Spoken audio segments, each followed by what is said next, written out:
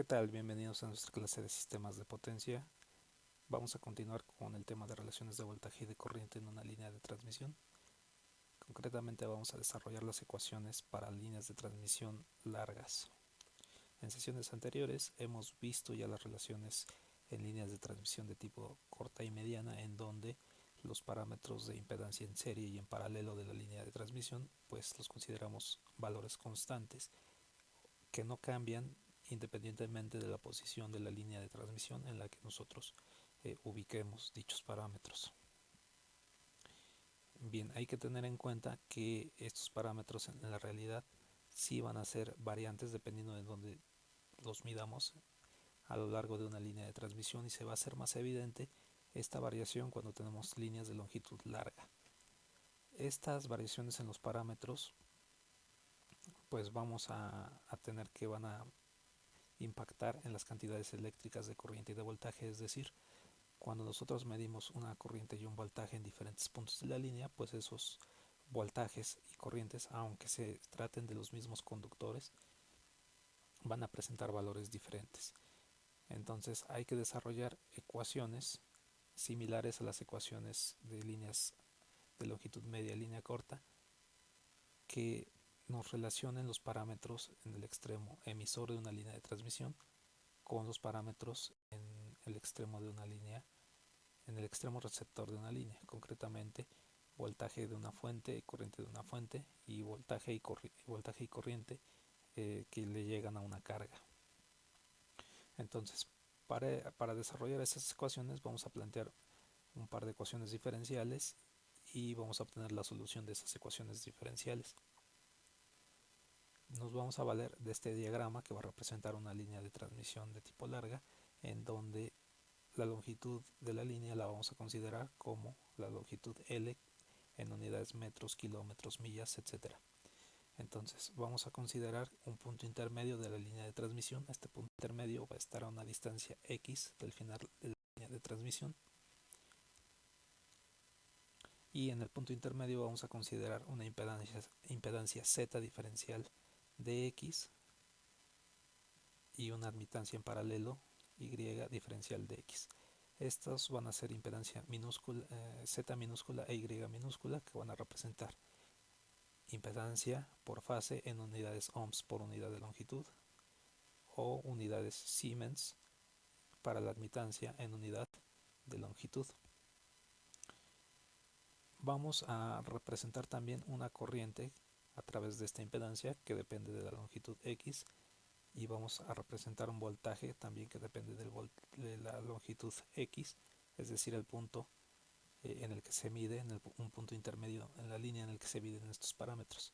De este lado vamos a considerar una corriente más una diferencial de corriente y un voltaje más una diferencial de voltaje.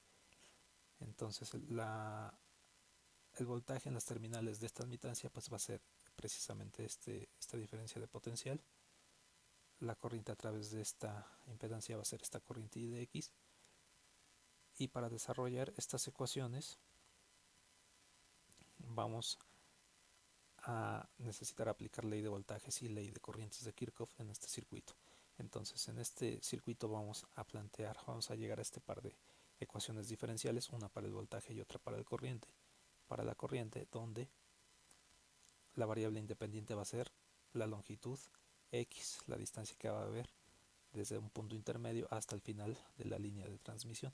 Entonces, para la primera ecuación, la ecuación del voltaje, si aplicamos ley de voltajes de Kirchhoff alrededor de esta malla, nosotros tendríamos que B más diferencial de B menos la caída de tensión en esta impedancia, que sería Z de X multiplicado por I, menos la caída de tensión de tensión V de X, nos daría origen a esta ecuación, en donde en esta ecuación nosotros tendríamos que simplificamos estas dos B, y tendríamos que la derivada del voltaje en un punto intermedio respecto a la distancia que hay hasta el punto final de la línea sería la impedancia Z por la corriente I de X. Sería nuestra primera ecuación diferencial. Después, aplicando ley de corrientes de Kirchhoff en este nodo, tendríamos que la corriente que entra sería I más diferencial de I, y las corrientes que salen serían I de X y la corriente que atraviesa esta admitancia. La corriente que atraviesa esta admitancia sería la multiplicación de esta diferencial de potencial por esta admitancia Y diferencial de X, lo cual nos daría origen a esta segunda ecuación. Aquí en esta segunda ecuación, la ley de corrientes de Kirchhoff en este nodo, hace falta un término que sería la multiplicación de la diferencial de voltaje por Y diferencial de X. Aquí estamos considerando que la multiplicación de diferenciales da un número pequeño, entonces el despreciar esas diferenciales no afecta mucho a esta ecuación que estamos tomando en cuenta aquí. Aquí estamos simplificando estas I de X y estamos llegando a la ecuación diferencial para la corriente, que sería la derivada de la corriente en función de X respecto a la posición X, sería igual a la admitancia I multiplicado por el voltaje en una posición X a una distancia X del final de la línea. Entonces este sería nuestro conjunto de dos ecuaciones diferenciales con dos incógnitas para el voltaje y la corriente en un punto intermedio de la línea de transmisión. Un punto intermedio que está a una distancia X del final de la línea de transmisión. Aquí necesitamos resolver estas dos ecuaciones diferenciales para obtener las relaciones entre las cantidades, por ejemplo, en un punto intermedio y el extremo receptor. Lo primero que necesitamos hacer es plantear ecuaciones que tengan una sola variable, ¿no? En cada ecuación, aquí si se fijan, tenemos variables cruzadas. Aquí aparece la variable de voltaje y aquí la de corriente, y aquí la de corriente y aquí la de voltaje. Entonces, para hacer eso, vamos a obtener una segunda derivada. Vamos a derivar las ecuaciones anteriores una vez y vamos a llegar a estas expresiones. Por ejemplo, la segunda derivada del voltaje respecto a X sería Z por la primera derivada de la corriente respecto a X. Como conocemos la primera derivada de la corriente respecto a X de las ecuaciones anteriores, aquí la tenemos, podemos sustituirla aquí y llegamos a esta expresión para la ecuación de voltaje. Entonces aquí esta ecuación de voltaje ya nos queda en términos nada más de voltaje, de impedancia y de admitancia. Y por supuesto de la variable independiente que va a ser X. Lo mismo podemos hacer para plantear la ecuación de la corriente. La ecuación de la corriente nos quedaría de esta forma. Entonces tenemos dos ecuaciones diferenciales homogéneas que serían estas. Aquí ya nada más estamos reacomodando estos términos y estamos igualando a cero. Entonces estas ecuaciones son una forma muy común que se puede resolver por la técnica de variación de parámetros. Por ejemplo, podríamos plantear un polinomio a partir de esta ecuación diferencial que tendría esta forma, en donde el operador derivada, segunda derivada, sería aquí s cuadrada, y aquí podríamos plantear un polinomio s cuadrada menos z por y igual con 0, de donde podríamos obtener dos raíces, s igual a más menos raíz de z por y, que serían parte del argumento de las exponenciales que aparecen en la estructura de la solución. La estructura de solución de esta forma de ecuaciones diferenciales pues es muy conocida. Entonces, si conocemos las raíces de este polinomio, si son dos raíces vamos a tener dos términos exponenciales, uno con cada una de las raíces. Entonces aquí tenemos e a la raíz positiva de z por y aquí tenemos una exponencial e a la menos raíz de z por y, asociados a la variable independiente que es x en este caso. Y estas exponenciales van a tener asociados unas constantes que aquí están identificadas como A1 y A2. La solución de la ecuación de la corriente pues es muy similar a la ecuación del voltaje, ya que si se fijan pues tienen la misma estructura. Aquí aparece Z por Y, aquí aparece Y por Z. Entonces esta sería la estructura de la solución para el voltaje y la corriente en un punto X de la línea de transmisión. Entonces aquí podemos obtener la segunda derivada del voltaje V de X de esta expresión. Aquí vamos a determinar A1 y A2 todavía. Entonces para eso vamos a obtener una segunda derivada de este voltaje dado por esta expresión. Entonces esta segunda derivada nos queda de esta forma. También teníamos una relación anterior en donde la segunda derivada del voltaje respecto a X era igual a Z por derivada de la corriente respecto a X. Esa expresión la teníamos aquí. Entonces si hacemos la igualdad de esta Z por derivada de Y igual a Z por Y por esta estructura de solución, podemos simplificar la Z y nos queda esta expresión de aquí. Entonces si integramos ambos lados de esta ecuación, nos va a quedar y de x igual a, pues esta sería la integral de esta parte de aquí. Habría que integrar nada más, dividir entre la derivada de del argumento del exponencial, este término, lo mismo para este segundo término, entonces obtenemos la integral de este término. Bien, entonces aquí tenemos una expresión para la corriente I de x. Entonces en lugar de usar esta expresión de solución, vamos a usar esta expresión para la solución de la corriente I de x. Entonces vamos a tener estas dos expresiones como solución de nuestro conjunto de ecuaciones diferenciales para el voltaje y para la corriente. Esta ya la habíamos planteado en la diapositiva anterior, esta es la que acabamos de obtener, es esta ecuación. Ahora falta determinar A1, A2. Entonces estas constantes A1 y A2 las podemos determinar a partir de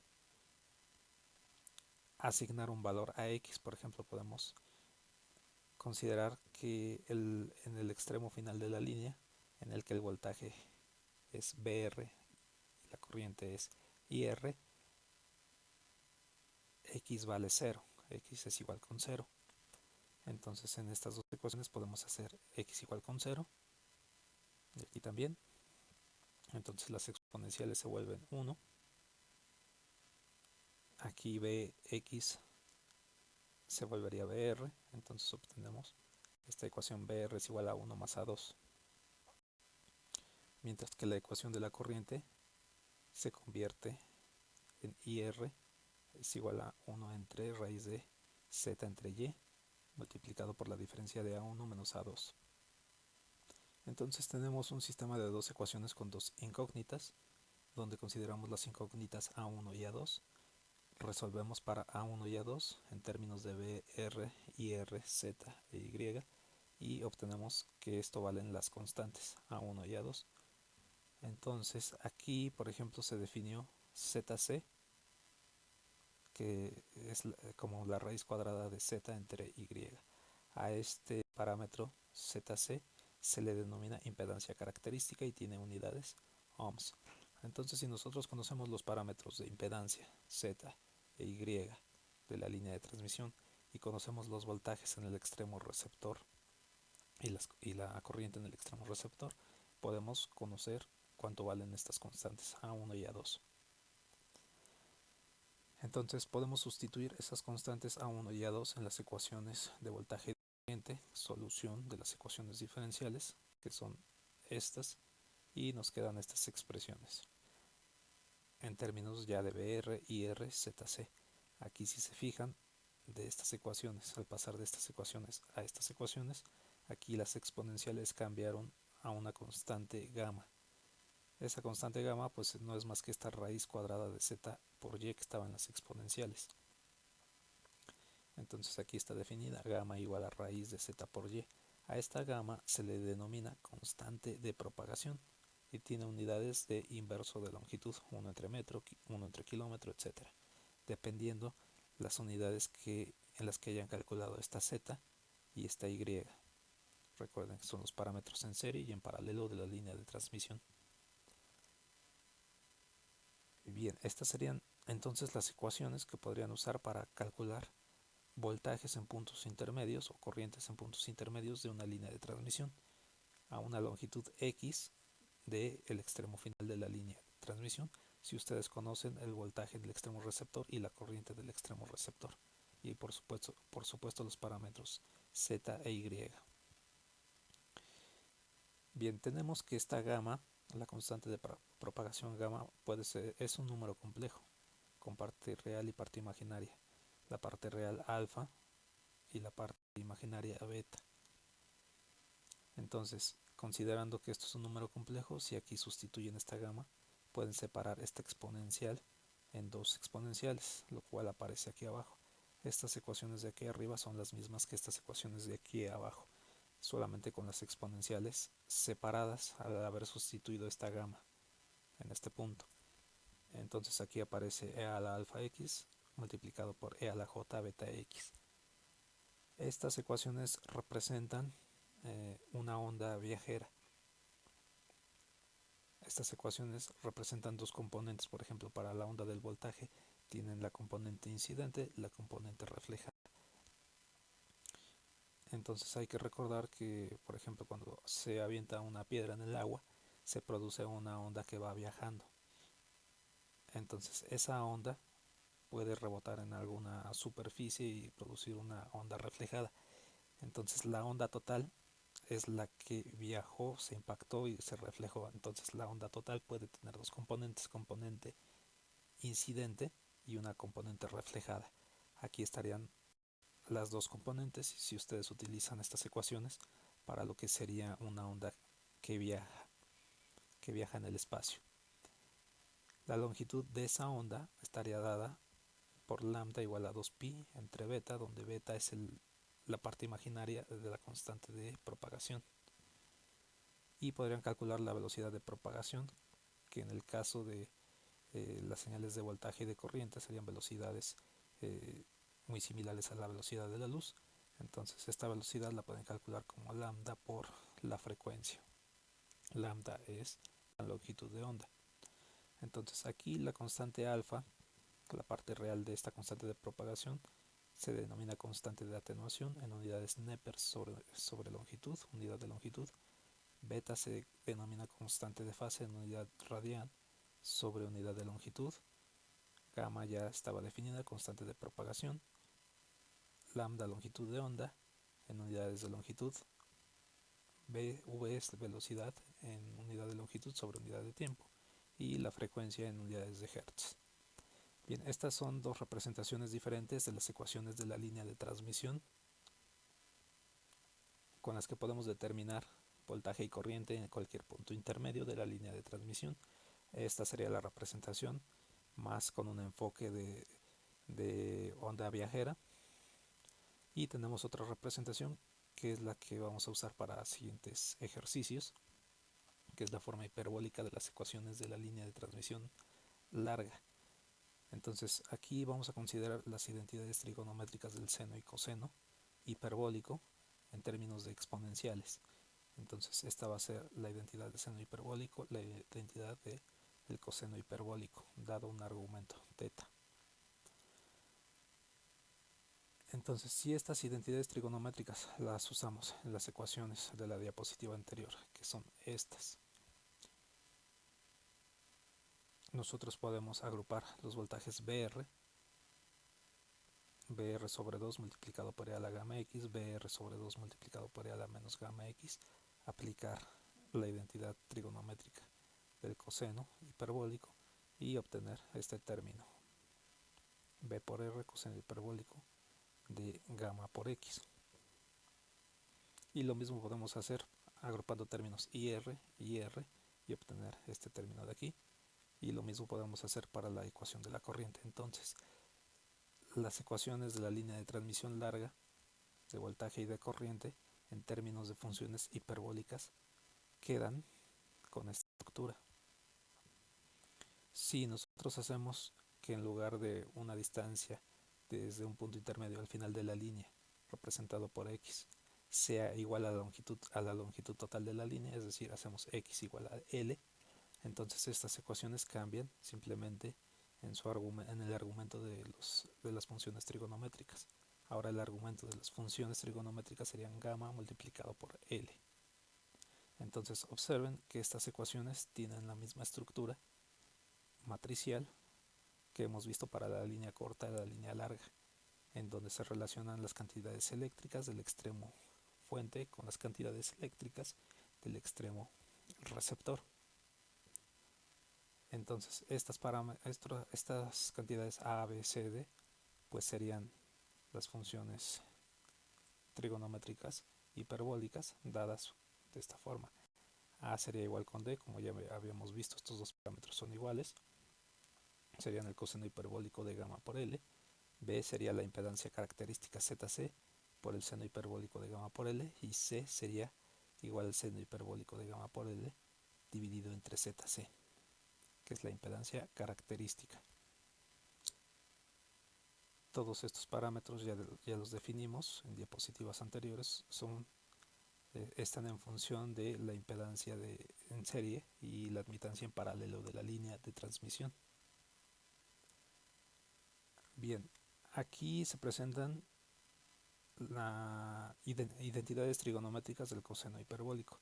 Sabiendo que hay calculadoras que no manejan números complejos o que no tienen las funciones del coseno hiperbólico, o que a lo mejor tienen las funciones de seno y coseno hiperbólico, pero no pueden manejar argumentos complejos en esas funciones. Aquí se presentan identidades trigonométricas para darle un poquito la vuelta, no usar directamente estas funciones. Sé que hay programas computacionales y sé que hay calculadoras pues bastante avanzadas, pero si no se dispone de esas calculadoras, de una calculadora que maneje números complejos, pues se puede ir haciendo a mano, digamos, un tanto, darle un poquito la vuelta a estas funciones trigonométricas.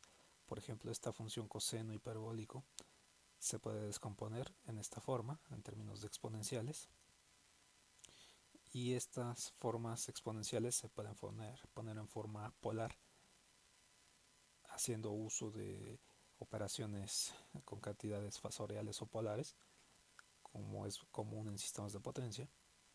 Entonces aquí aparecería una magnitud de lo que sería un fasor, aquí aparecería el ángulo de fase. Propiamente no son fasores, pero los podemos pensar así, como hemos estado manejando fasores para hacer la operación entre dos fasores. Aquí hay que observar que aparece un medio de la suma de dos cantidades polares, en donde la primera cantidad polar tiene una magnitud e a la alfa, y e alfa es la parte real del argumento del coseno hiperbólico, y beta es el ángulo de fase de esta cantidad polar, que sería la parte imaginaria del argumento del coseno hiperbólico. Aquí pues habría que descomponer, si quieren sumarlo, habría que descomponer eh, parte real y parte imaginaria de esta cantidad polar con parte real y parte imaginaria de esta otra cantidad polar, para poder sumar parte real con parte real y parte imaginaria con parte imaginaria. Lo mismo se podría hacer para la identidad del seno hiperbólico. Aquí está la identidad del seno hiperbólico. Aquí hay que poner atención que este ángulo beta se tiene que usar en radianes y no en grados cuando se saca de este argumento. Tenemos además que para realizar el cálculo de las funciones hiperbólicas, aquí se presenta un ejemplo, ¿no? Aplicando, si queremos por ejemplo el coseno hiperbólico de el argumento complejo 1 más 2j, pues simplemente usamos esta identidad, un medio de e a la 1, que es la parte real, ángulo de 2 radianes, que sería la parte imaginaria, más e a la menos 1, según esta identidad, donde el 1 es la parte real, ángulo de menos 2 radianes, que sería la parte imaginaria con signo negativo. Y esto los podemos trabajar ya como fasores, descomponiendo parte real y parte imaginaria. E a la 1 coseno de 2 más j seno de 2 más e a la menos 1 coseno de menos 2 más j seno de menos 2, todo multiplicado por un medio, y obtenemos la evaluación de este coseno hiperbólico. Con este argumento, un número complejo, pues obtenemos otro número complejo. Esta expresión pues va a servir para poder calcular estas cantidades que aparecen en esta matriz. Recuerden que estas cantidades A, B, C, D van a ser números complejos, que van a ser funciones hiperbólicas. Entonces estos números complejos los pueden manejar en forma rectangular o en forma polar para multiplicarlos con las cantidades fasoriales de voltaje en el extremo receptor o corriente en el extremo receptor para dar lugar a voltajes o corrientes en el extremo emisor, o si quieren en un punto intermedio utilizando distancias intermedias X. Bien, entonces eso es todo en esta sesión. Las siguientes sesiones veremos algunos ejercicios en los que apliquemos precisamente estas ecuaciones de línea de transmisión larga. Esta es nuestra bibliografía, la bibliografía que estamos utilizando, de donde sacamos las ecuaciones. Y bueno, espero que sigan siguiendo estos videos. Espero que se puedan suscribir si es posible para poder hacer crecer este canal. Les agradezco mucho su atención.